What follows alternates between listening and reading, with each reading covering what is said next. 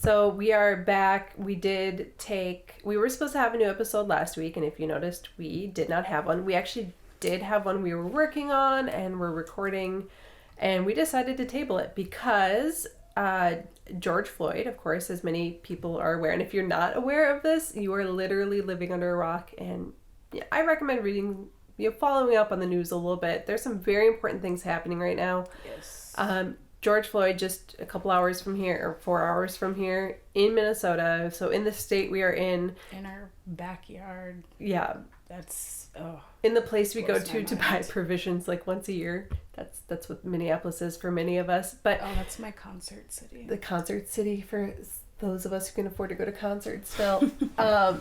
He was killed while in police custody, and of course it was recorded. I think it was the combination of like the coronavirus stuff kind of raising tensions already, and then that happening so publicly, and then them not responding and arresting quick enough. Just like, I think that was the last straw that just like, that's it. Like, we're done. We can't do this anymore. We will not stay quiet anymore. And I there's been other times where there have been protests, like Black Lives Matter has been around since 2014. I mean, that's 6 years now that they've been doing protests, and they've actually been doing regular weekly protests in LA even, and they've been very vocal, but they just haven't gotten that foothold. And I think it was just that last straw, and it was like, that's it, we're not going to stay quiet until things change. I think now we're really going to do it because we are just pissed. So we did decide to observe Blackout Tuesday last week, and we observed it for the entire week, which would have been when the episode aired. So we just decided we're going to table this episode for now and kind of put it on the back burner and just not do anything. We were going to be completely silent on the podcast because anything we would have done would not have felt appropriate. It was irrelevant. It was completely irrelevant. There were so much bigger things happening in the world in the past 3 weeks that have been, I mean, I'm thinking back on it, and it's like, okay, my generation grew up even better than my parents' generation in the regards to equality, and then my kids are going to grow up even better than I did.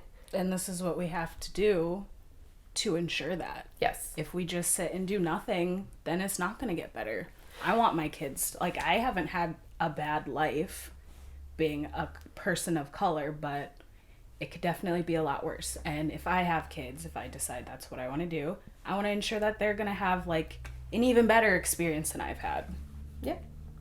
And in case you are listening to this and you have not ventured onto our website to see a picture of Martha, and perhaps you didn't know this because you're only hearing our voices, Martha is Black, so there is this personal tie-in to what's going on.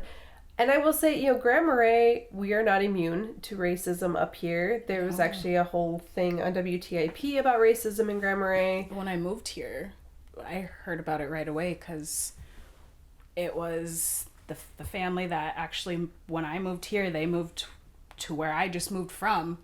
And my first day at work, the guy was there because he was one of my lifeguards, and I walk in and he's like, it is so good. I think he was honestly going to start crying because of what his daughters went through, but he was like, it is so good to see a woman of color in a position of authority here. And I was like, I didn't get it until I heard what his daughters went through, and I was like, it makes sense. It all makes sense, how he felt about it and why he felt that way about it. Yeah. So Grand Marais, not immune. We did observe, we had we call them protests/vigils. They were up here they were incredibly peaceful.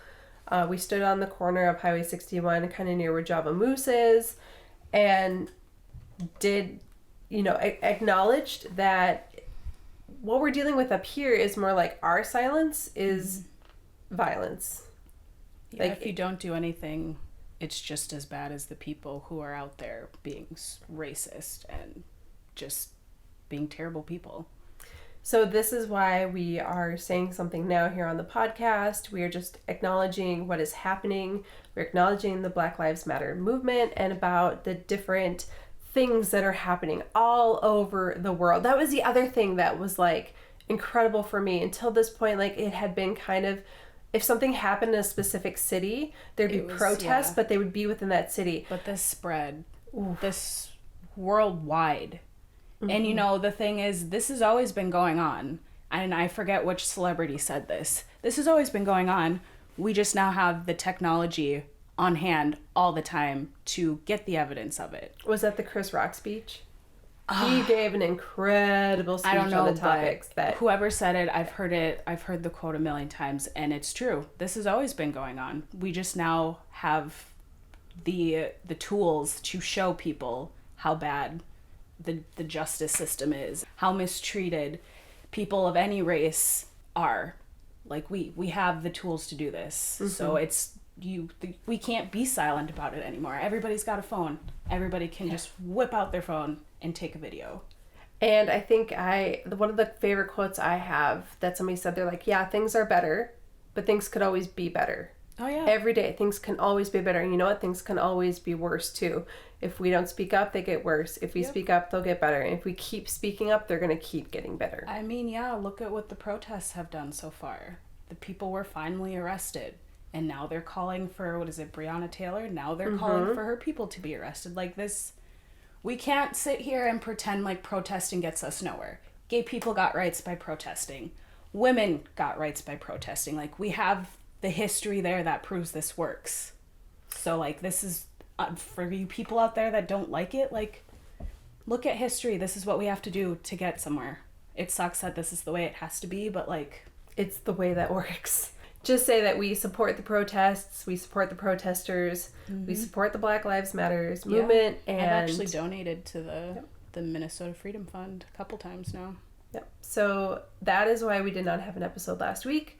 And it was definitely something where we discussed it. We're like, you know what? This is something we want to acknowledge and something we want to mention here on the podcast.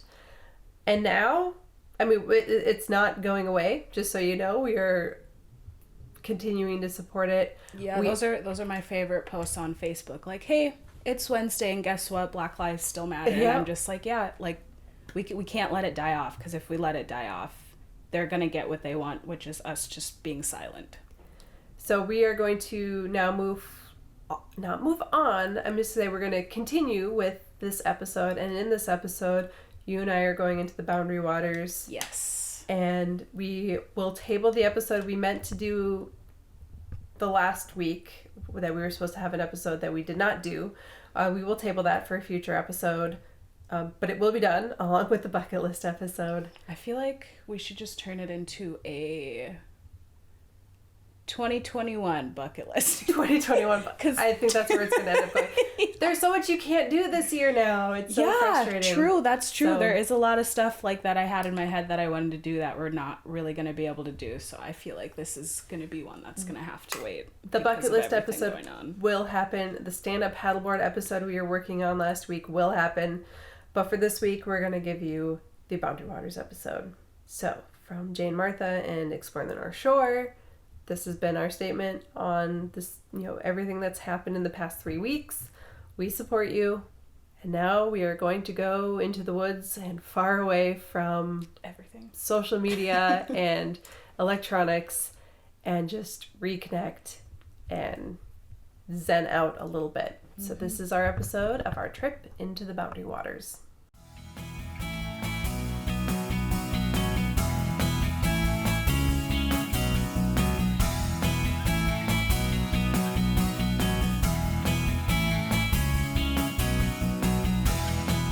Welcome back to Exploring the North Shore. Before we get going on what this episode is all about, I first wanted to say that last week, during our blackout time, we actually surpassed 10,000 listeners. Woo-hoo! Well, 10,000 downloads anyway, I'm sure. Several of those are repeat listeners. But yeah, so we have hit 10,000 downloads. So thank you to everybody who listens every week and downloads the podcast and subscribes, because you helped make that happen. You are amazing. thank you so much. So it took less than a year. We started the podcast. Actually, Joe and I started recording the first podcast just before Memorial Day weekend, but we didn't launch until July 1st. And now it is the 13th of June, and we've hit 10,000. So thank you everybody for an amazing first year and for the first 10,000 downloads. And now for this week's episode. We're both very excited for it because we are going to go into the Boundary Waters and go camping. It should be super fun. I've wanted to do a Boundary Waters trip since I was a kid. I remember like growing up and hearing all these friends talking about going to the Boundary Waters. And I'm like, what are they talking about? Where are they going? So I'm super pumped to finally be able to do it for myself. And we're going to do a pretty simple route to start things off for Martha. Don't want to go too extreme and make her do like a 10 portage trip. Like, plus we only have 2 nights to go in and do this. We still have to work. So we could only get 1 day off of work. So we're going to go in. It is Saturday. We're going to stay in Saturday night, we're going to stay in Sunday night, and then we're going to come back out on Monday. We are going in at Sawbill Lake, and we are heading right now, in just a few minutes, we're heading out to Sawbill Outfitters, and they're going to hook us up with the gear that we need. We have decided to do hammock camping, so I think that'll be fun and interesting, something a little different. And yeah, so we're going to head out now and do all of that, so the next time you hear us, we're going to be kicking on with our friends at Sawbill Outfitters.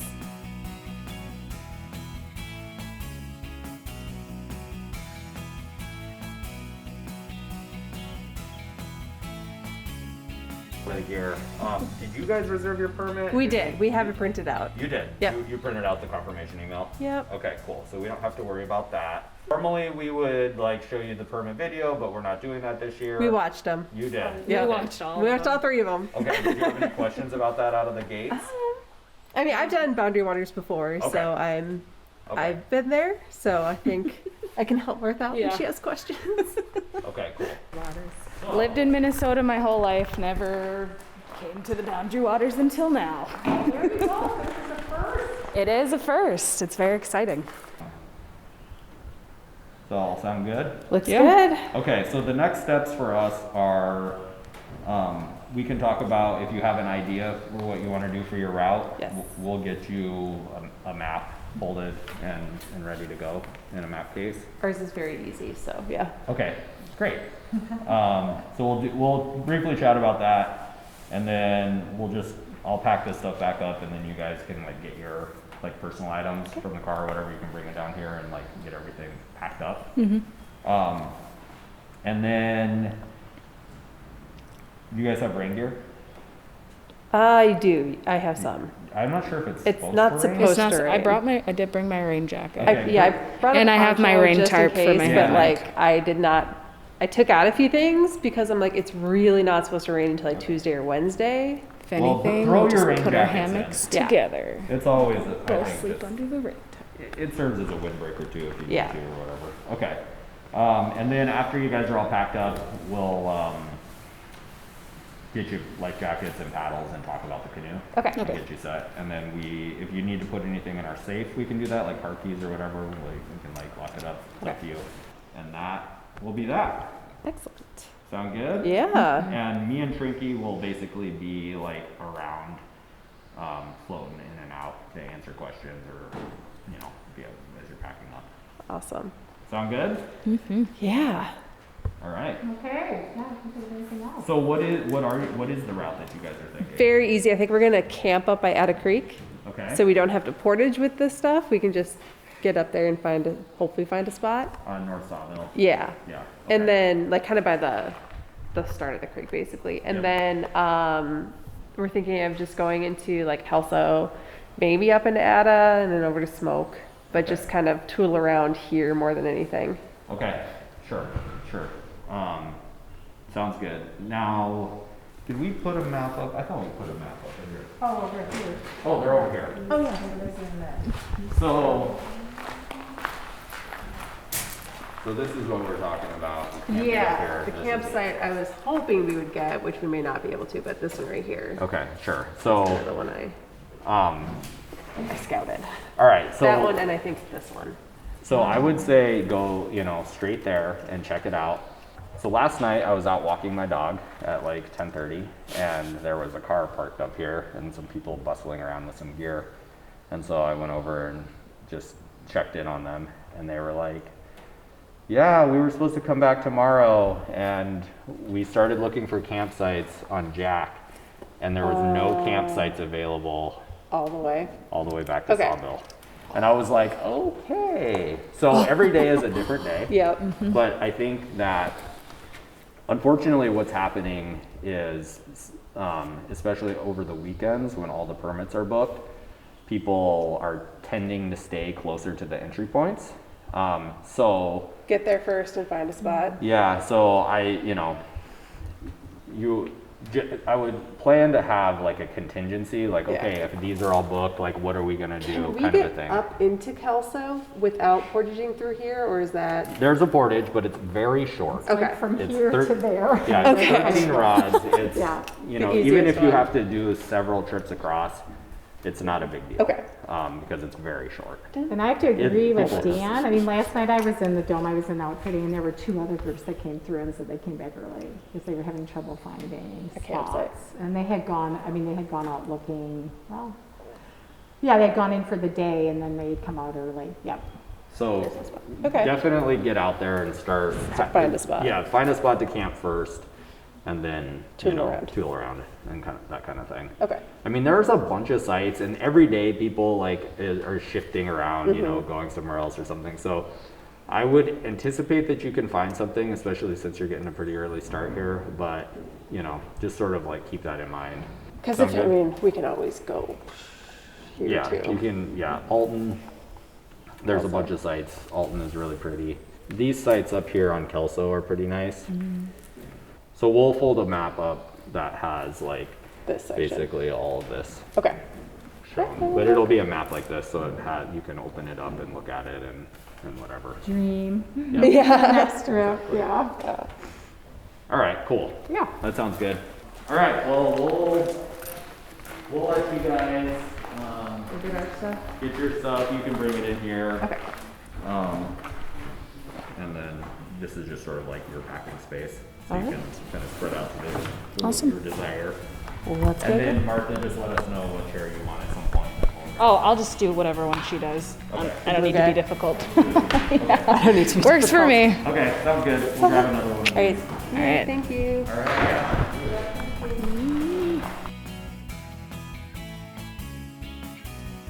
This podcast episode is sponsored by Cascade Vacation Rentals. They know that life has a tendency to be overwhelming at times, and busy schedules often leave people feeling overwhelmed and disconnected.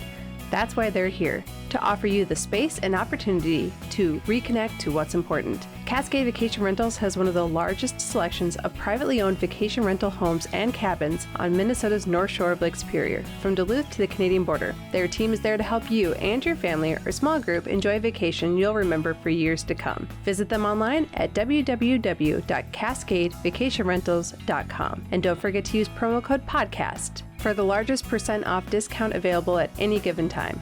Again, that's www.cascadevacationrentals.com. So we headed out on Sawbill Lake. Let's see, what time is it? I think it's like 5 o'clock. Yeah, it's 5 o'clock.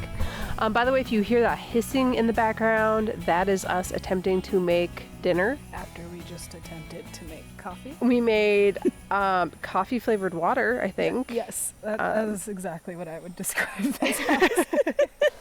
We've both gone to camp, but I wouldn't necessarily say we're both like avid campers. No. In that we haven't gone recently on camping trips, and I feel like when I did go camping a lot of times, like I wasn't the leader. Right? Like, so there was somebody else doing most of the stuff, and you're just like, I'm here. And like I'm that being person, a part of it. I always felt like there was somebody else there who was like responsible for deciding what we ate and what we drank. So this is kind of interesting. We had to figure out how to turn on the stove, which we managed to do after a few Without blowing myself up. few false attempts. We're trying to use this coffee percolator, and we did manage to make coffee. It has more grounds in it than I was hoping for, and it's not very strong. Hey, that's okay. Like coffee shouldn't be this color, but it tastes like coffee, and I think that's all I need. So we left Sawbill Outfitters at about... Yeah, did we even check the time? We should have done that. I did, actually. It was 12, because we got here at like 12. No. We left there at like 11, because we got here at like 12:30. We were there for like that long? Yeah. Wow. You know, we got there a little late, and then we putzed around. Yeah, that's true. So yeah, we sent our canoe out. There was a little bit of concern from Dan Shirley, who's the one that you heard giving us the instructions earlier, that a couple of people had come back a day early. Was it this morning or yesterday, he said? I think it was yesterday. They Okay. were supposed to go into the weekend, I think he said, and then they were having trouble finding camping spots? Yep, they couldn't find a campsite. Yeah. And they said they started in they went through Burnt and Smoke Lakes and into Sawbill and just said, okay, we're going to come back because we can't find any camping spots. So we decided the first thing we were going to do was find a camping spot and then kind of claim our camping spot and then explore a little bit more.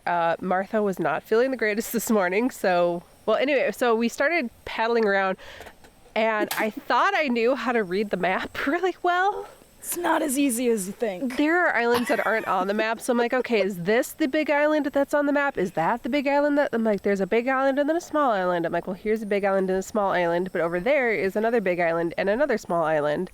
So which one is marked on the map? And then we weren't 100%. I'm like, okay, look for what looks like a campsite. And I was like, well, I don't think they mark them. I think you just find them. And we did have the map with the campsites on it, but since we couldn't really use the map to figure out where we were, that didn't really help.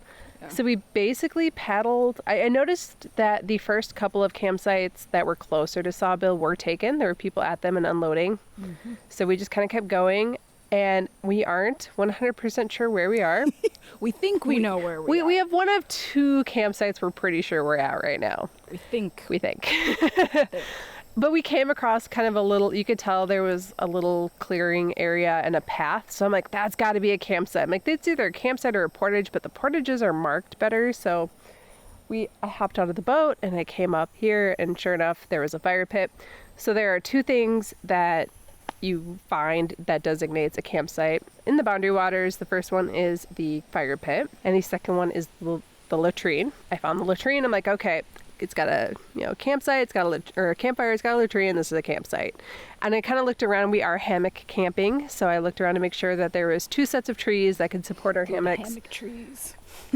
And we settled in. We came ashore, and I don't know if we're super lucky that we found this campsite. I think it's really awesome. Really nice. Yeah, I like this campsite a lot. Maybe somebody listening is familiar with Sawbill, and we are still on Sawbill Lake. We didn't actually end up leaving Sawbill Lake. We were worried if we left Sawbill Lake, we wouldn't be able to find a campsite. So we're going to stay here for the night, and then we're going to actually stay here tomorrow night too. But tomorrow we are going to canoe around a bit more and just kind of do a day trip and use this as a base camp. Putz around, because I don't want to rehang my hammock. It was kind of a pain.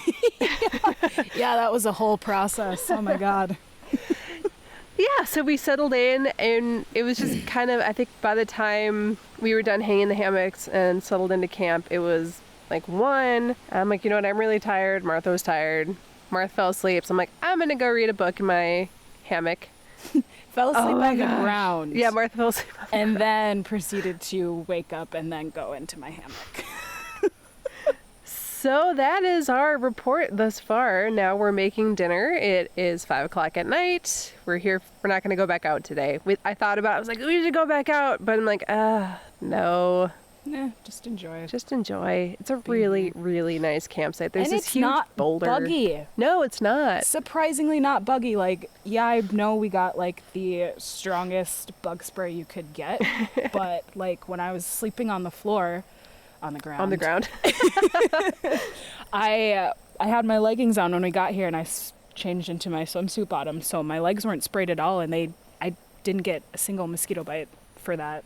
Like how long I was down there. The dragonflies have come out, And you know what? The temperature is pretty mild today. In fact, this morning at Sawbill, we got there and they're like, "Are you guys cold?" And I'm like, "No, I feel like this is perfect." It was like 49 to 50, and I'm a cold weather person, so that was okay for me. But he was like, "Oh yeah, it was 32 degrees this morning." No, it was 53 when we got there, so it had warmed up quite a bit. But he said it was 32 in the morning, so that may have done a bit of a bug kill off a little bit. Maybe that's why we got lucky with and the very few bugs. Crazy abundance of dragonflies. I don't think I've seen this many in like years. There are dragonflies everywhere. Remember, dragonflies are your friend because they eat mosquitoes. So, and if you stick your finger, if like you're in a field with a bunch of them and you stick your finger up, one will inevitably land on it, and that's a really cool picture. I think I would be too scared to do that.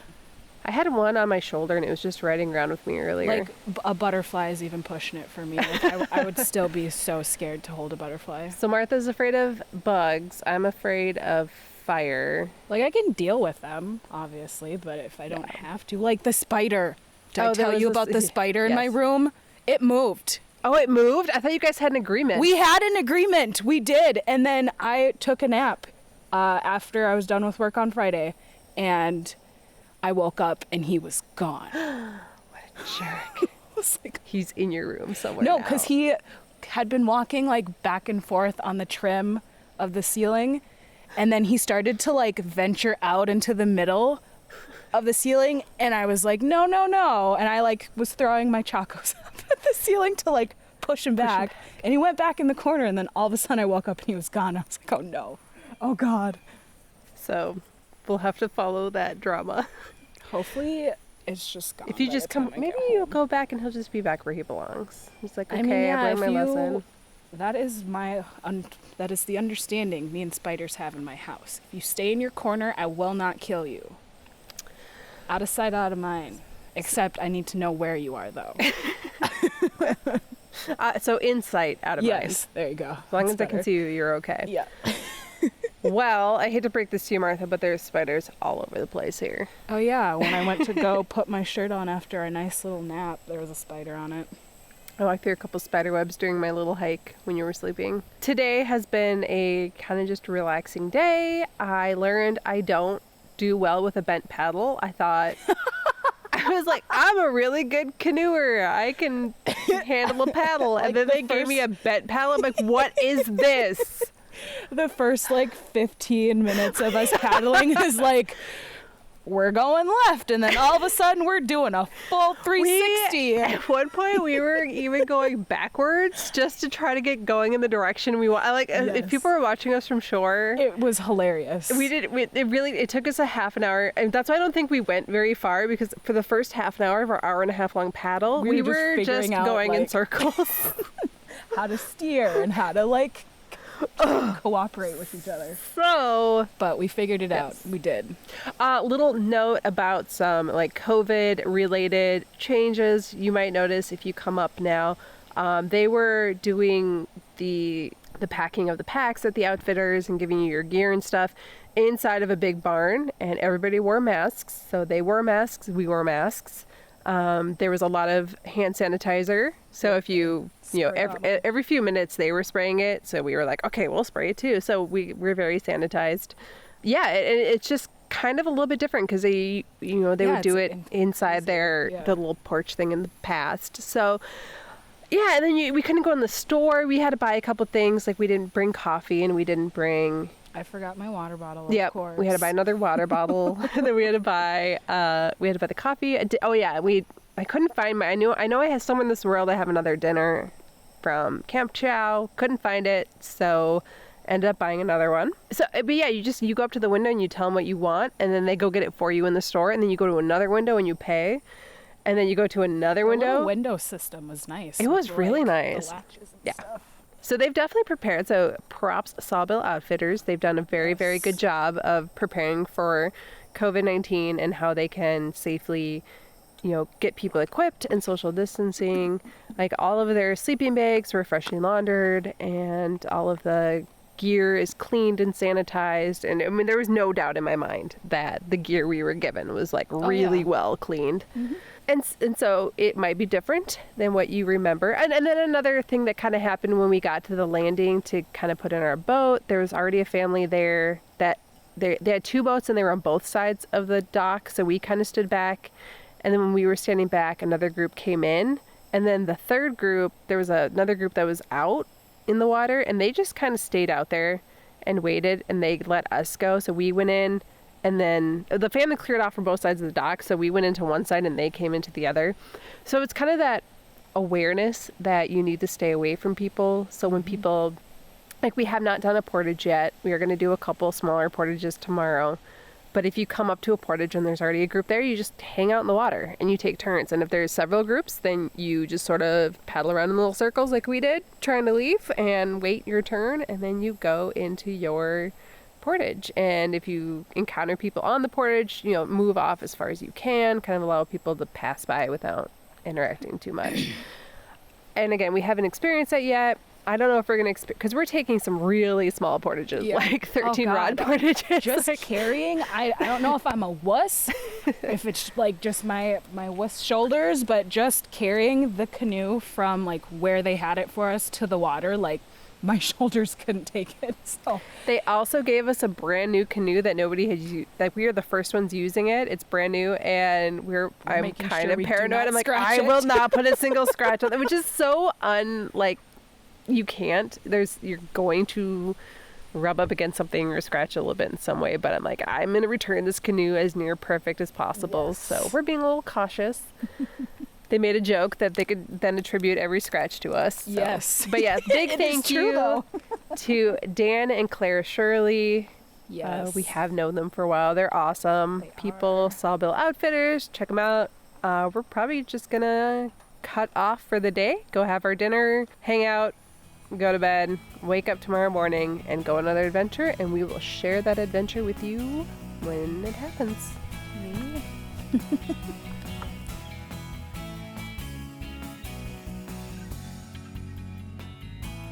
Exploring the North Shore is sponsored by The Big Lake. The Big Lake is an approachable art gallery and gift shop located in the beautiful harbor town of Grand Marais, Minnesota, as well as online at thebiglakeLife.com. The Big Lake provides a beautifully curated and fun shopping experience to complement your North Shore adventures with artists and products that reflect the culture, values, allure, and lifestyle of the North Shore. Shop online at www.thebiglakeLife.com and use promo code EXPLORE for 15% off your first online order.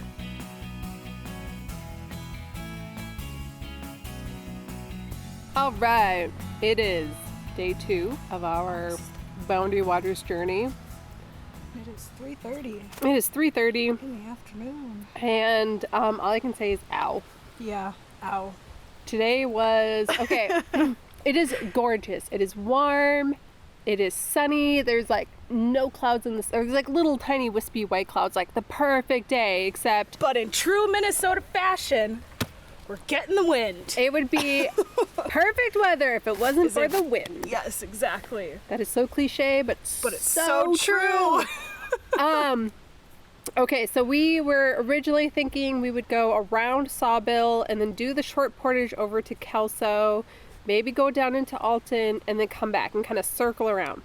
Well, we made it just fine to the end of Sawbill. Yep. And then the wind really picked up. It's like on the way there, we were against the wind a couple times, but it's like the entire way back to our campsite, we were against the wind. And the only time we got like shelter from the wind is if you're like in between like 2 islands, or if you're like hugging the shore. I have a friend. Hello, friend.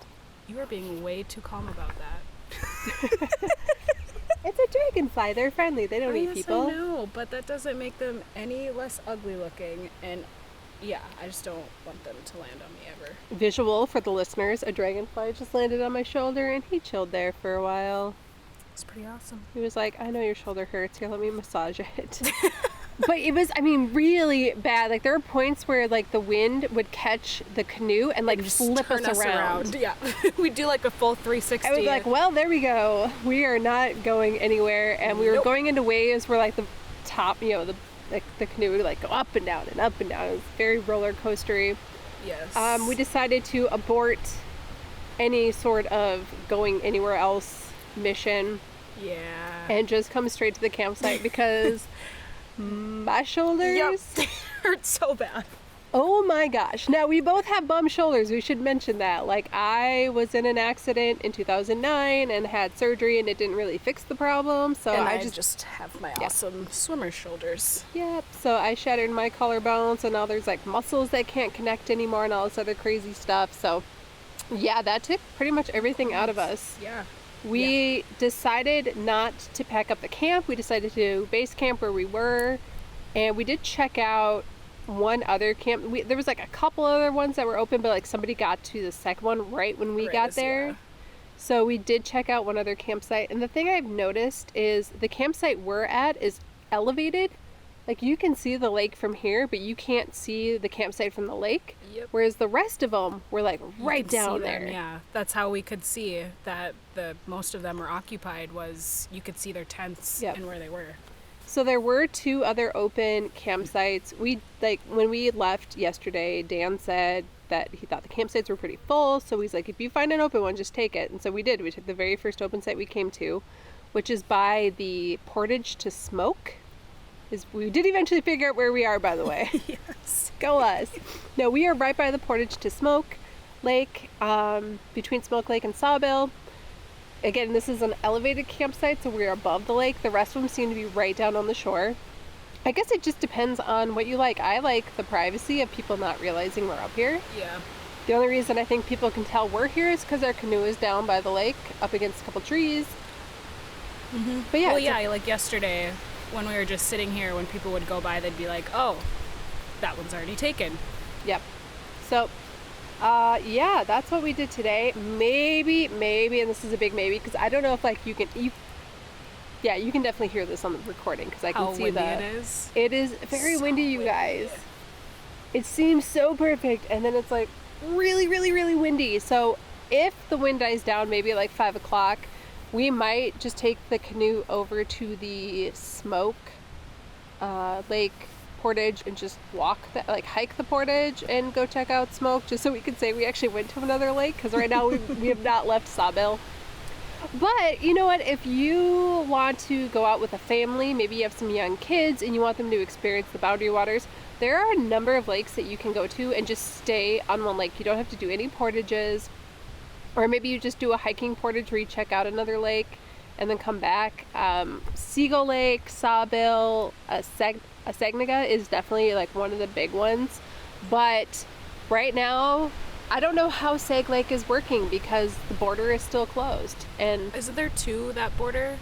Rose is there's actually a bunch of lakes that are on the border, but the 2 like ones that I'm really familiar with are Yeah. Rose and Sag. So I don't know how it works to, like, Sag is really, really what I've big. been hearing is you just have to have. You have to be aware. Yeah. Yeah. You kind of just have to be aware. So, oh yeah, Gunflint Lake is also. But the thing with like Gunflint and Rose is it's pretty clear when you, like, the middle of the lake is the border pretty much. So just don't go past the middle of the lake. With Sag is a really, really big lake with a ton of islands on it. And the border is not quite as obvious, I think, in my opinion. So I don't know, maybe stick with Sawbill or Seagull if you want to just do a 1 lake trip where you don't leave that lake, or you know, maybe you base camp. Ones, like that one family that we saw when we were coming in, they just went to the first campsite that was super, super close. I mean, who knows if they today went anywhere else, but I mean, it was super simple for them to just get all their stuff in the canoe. It was like within eyes shot, like you could see where The they camps, stopped yeah. from where we started in. Yep. So From the landing. yeah, So, there we go. The landing. oh my gosh. Okay, I'm like holding the microphone up and like my arm is slowly moving downward. No muscles. So we're gonna kick off for a little bit. Maybe we'll kick back up if we end up going over to Smoke. But as of now, we're just gonna chill out until the wind decides what it's gonna do. It actually does seem like it's getting a little less windy now, of course, now that we're not on the lake. Well, but like it stops. there's the gut, then there's the It big stops, gut. and then out of nowhere, it's like whoosh. And you're like, oh, hi, wind. And you see it coming on the lake too. You'll be Yep. paddling and you're like, all right, here we go. And then it's like, Brace you're just yourself. like, ooh, not fun. Not fun. It would have been a really, I think, Yesterday, if we would I have, know. yeah, would have been a should've gone good out more day to yesterday. like do the whole thing and come back, because today is just so windy. It makes the water so choppy and like so hard to like keep yourself going in the same direction you want to. So I do apologize if this audio is not the greatest. We are literally shouting over like, I would say like 30-mile-per-hour winds. I mean, Yeah. these are pretty They were strong. gusts. Like some of the gusts while we were out on the water would just like, no matter how hard you were paddling, just completely turn you around. Yep. And then like you'd lift your paddle up and the wind would catch your paddle and you'd be like, no, let me pull my paddle forward. Like, oh. not only am if that. All right, that's our cue. Yep. We'll come back with a wrap up of our trip a little bit later. Bye.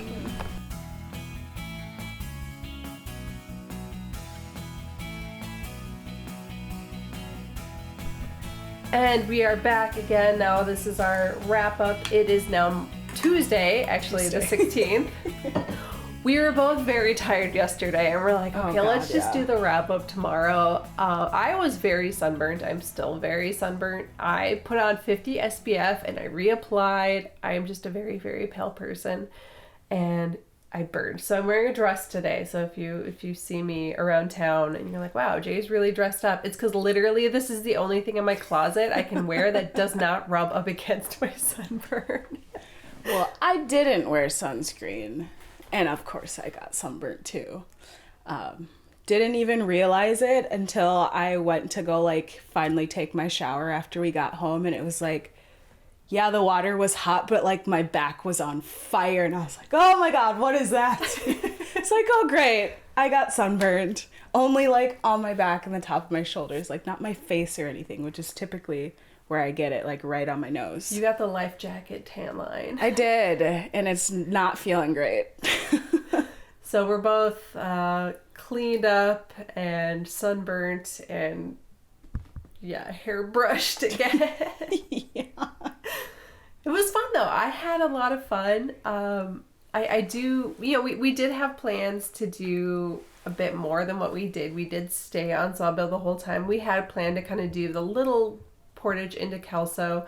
We were always planning to base camp from Sawbill and kind of explore around, but those 30-foot waves, not 30-foot waves, whoa, that would have been terrible. The 30-mile-per-hour winds and like the 1.5-foot big like high waves were just the waves so had other plans rough. for us. If we could have been going against the waves the whole time, like if the wind had miraculously shifted and pushed us, like it pushed us to the end of Sawbill. If it could have just pushed we made us it back to to the our end campsite. easy, but coming back was not the same story. Not at all.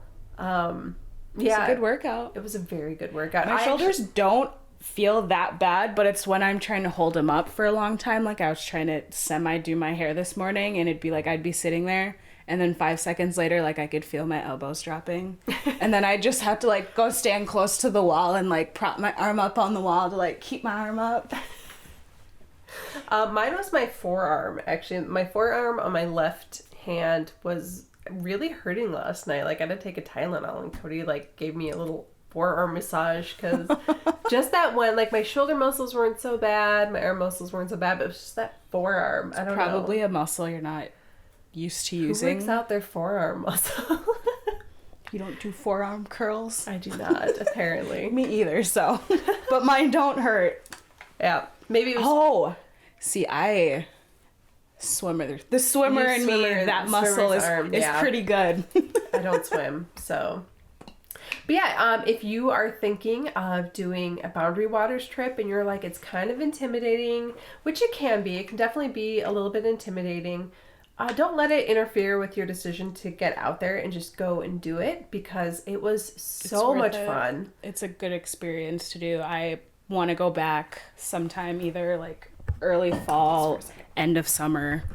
I'm actually looking up right now. Like I said, we went through Sawbill Outfitters, and what's nice about Sawbill is it's a big enough lake with a lot of different options that you can definitely spend the entire trip and even spend maybe even 3 or 4 days there on Sawbill without ever having to leave and still being able to explore kind of different areas. There's lots of islands and different places, or you can tuck in to the little kind of inlet area there and take a very, very, very short portage. I think it's like 13 rods or something ridiculously short like that, into Kelso River. That brings you up into Kelso Lake. Another extremely short portage. Again, I think it's another like 11 or 12 rod portage, brings you into Alton.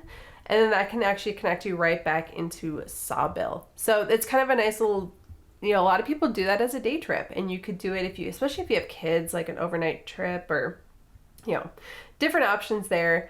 Really nice place, and you can go through Sawbill Outfitters. They are amazing. Even if you want to just rent a canoe and you have all the camping gear you feel you need, or you can go there and do their a la carte option, or you can go and do a full outfitting, and that includes food even too. We ended up staying at campsite number 914, so 914, which is also lake camp number 7. And at first, I actually did a lot of research on the campsites before we left. Is that the one that you thought was rated poorly? Yeah, and it was. It was only rated 2 stars. So I read the reviews after we came back, and I'm like, why? And people were like, it's super rocky. There's no place to pitch your tent. They're like, there's no place to put your canoe on the shoreline. It's really hard to get to the shoreline. And Which is hilarious because we got to the site and we're like, there are so many places you could put a tent here. Like, this is such a good spot. They clearly, and the reviews, and this is where I didn't dig to. So don't take reviews to the word. Yeah. I dug into them more because I really didn't spend too much time looking at that particular campsite, because I had kind of visualized in my head us going further up into the lake before we pitched a campsite. But because when Dan told us at the beginning, he was like, just so you know, there may not be too many campsites, grab the first one you can get. So we grabbed the first one. We did. Yeah, there were, we did find one other open one during our paddle around, and I didn't like that nearly as much. No, because like we said, I think we mentioned it when we recorded that day, everybody from the water can see you, and where we were far up enough where you could see other people, but they couldn't see us because we were so hidden up in the trees. Not like in the trees, but like kind of up on the like we were up a little hill. Technically we were in the trees. We were in the trees. We were above some of the trees at the shoreline. So there you go. And we were in our hammocks. But when I researched the reviews on that one more, because I clicked on it, I'm like, how is this only getting a 2-star or like a 2 rating? It doesn't make sense to me. So I clicked on it. The reviews were from 2009 and 2010. Okay, so in the past 10 years, everybody, and like I almost feel like, and this was from BWCA.com, that website is okay. It's just kind of getting dated, and a lot of the information is outdated. So when I was doing all this research, I was remembering information and not realizing that the information I was remembering is a decade old. And a lot of things change in a decade. Yep. So do the research, but especially that website with a grain of salt, just because. It's just how like people review movies. I've seen movies that have gotten like the worst review, and I watch them and I'm like, I love this. So I've just from that aspect, I've learned to just not really like read the reviews, but don't like take them too much to heart, because everybody's different. Everybody's got different preferences. So we loved that campsite. Again, what did I say? It was 914? Yep, 914, or lake camp number 7. It's right by the Smoke Lake Portage. It's elevated. There's like easily 4 to 5 places to put a tent. There's clearly like 4 places that people have regularly been putting a tent, and you can tell. The ground is clear. There's no ruts. There's no rocks. There's no nothing that will, poke you in the back at night and make you uncomfortable. We also identified at least 4 combination of trees we could have hung our hammocks from. And, that was, so if you're going to hammock camp, there's plenty of places. And then we went to another campsite. The other campsite we actually ended up going to, let me get this pulled up here. It was campsite 913, or lake site number 3. So 913, and that's also rated a 2. And I kind of agree with that rating a little bit more. Again, I'm not clicking on it to like actually read. Maybe I will click on it really quick to read what year these reviews are from, because I'm curious now. There's one from 2015, there's one from 2009, and one from 2008. So again, these are old reviews. Don't I feel like they should just clear off these old reviews or encourage people to write new ones, because I'm not seeing many new. Maybe people don't use this website as much as I thought they did. But not everybody researches before they go. no, which they you don't. should. Because you should be like Barb. You should be like Barb. So I did my research. And what I found about the other campsite we went to was there weren't as many large, thicker trees. Yeah, we found like 3, and like one of them we'd be using like the same tree to like go off of. Connect. So we did end up at the right campsite. It was a great campsite. It would be good for tent camping. It was great for hammock camping. It was private. It was large. Like I said, it's good for families because your kids aren't going to be down by the lake. They're not going to be right on the water. You have to take. It's a good little trail up to the campsite. So again, great family trip. Great. We went just the 2 of us. It was a lot of fun. A good solo trip if you want to go up solo. And they also have a campsite there at Sawbill by the Outfitters, but there's the Sawbill campsite. It's well maintained. Yeah, it was really nice up there. I really enjoyed it up there. We actually talked about, like, man, we should have stayed at the campsite the night before and then gone out. So we were just up there in the morning when it was time to go. So that's another idea. If you only have a permit for like 2 nights, but you want to go up for 3 nights, stay at the campsite for a night and then go out, stay 2 nights and then come back in, maybe stay at the campsite again. There's a lot of different ways and flexibility for where to go and how to go about there. A lot of options. There was about 10 more on that lake, and then if we couldn't find anything there, we were going to head over into Kelso. There's a couple on Kelso. If we couldn't find any on Kelso, we were going to go down into Alton, and if there weren't any on Alton, I think at that point we probably just would have gone to the campsite and been like, is there something at the campsite? But luckily we did find a campsite. Found some pink lady slippers. That was really fun. And we saw otters. Yes. And 3 turtles. We think it was a tortoise. One was just a tortoise and one was a turtle. Oh yeah. That tortoise. day we saw the one otter on the very far end of Sawbill. Then we saw the otter at our campsite, which was surprising and super cool. And then also on the far end was that huge turtle that we think he was a tortoise. I think he was a tortoise. It was massive.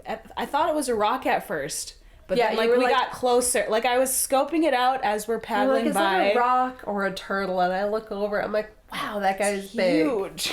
Like the size of my arm. If you happen to get campsite 914, it is very nice. I highly recommend it. Anyway, check it out. Really fun. I had fun. I want to do it again. Yeah. For sure. And this is the episode.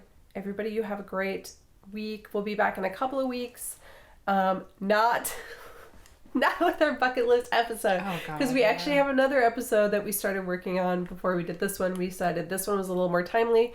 Because if you want to go up and do a Boundary Waters trip, you will need to go on recreation.gov. Hold on. Oh, let me get the actual website here. It's recreation.gov/permits. Look up the Boundary Waters and book your permit really soon. Filling up fast. Yes, there are many places and entries and dates that are unavailable, especially in July and August. Most of July was taken, and there's just like a couple random ones here and there that were still open. So get on it and get on it soon. And otherwise, you can always do day trips too. That's super fun. And yeah, get out there, explore, experience it. It is beautiful right now. We did not have a lot of bugs. That still blows my mind how, like, when we're up on the Gunflint, like, I get eaten alive and we're just, like, sitting at the campsite and there's just, like, a few mosquitoes poking around, but the dragonflies are getting most of the stragglers, but, like, craziness how we're way up there in the woods and I'm like hardly getting bitten, but we're just like up the trail a little bit and I get eaten alive. Yo, experience it, enjoy it, have fun, enjoy yourselves. Check out the Boundary Waters. They're beautiful. It's amazing. It was fun. I have 2 more trips planned this year. One in July where my husband and I are taking our son out. He is turning 7, so we decided to do a Boundary Waters trip for his birthday. For that one, we will be going from Poplar to Liz to, eventually we're going to end up at like Gaskin and Horseshoe. I think Liz to Caribou to Gaskin to Horseshoe loopy area up there. that's the plan for that trip. And then sometime in September, I'm still planning a solo trip just because I want to have that experience. And I will bring you more information on that later. But until then, this has been Explore the North Shore with Martha and Jaye.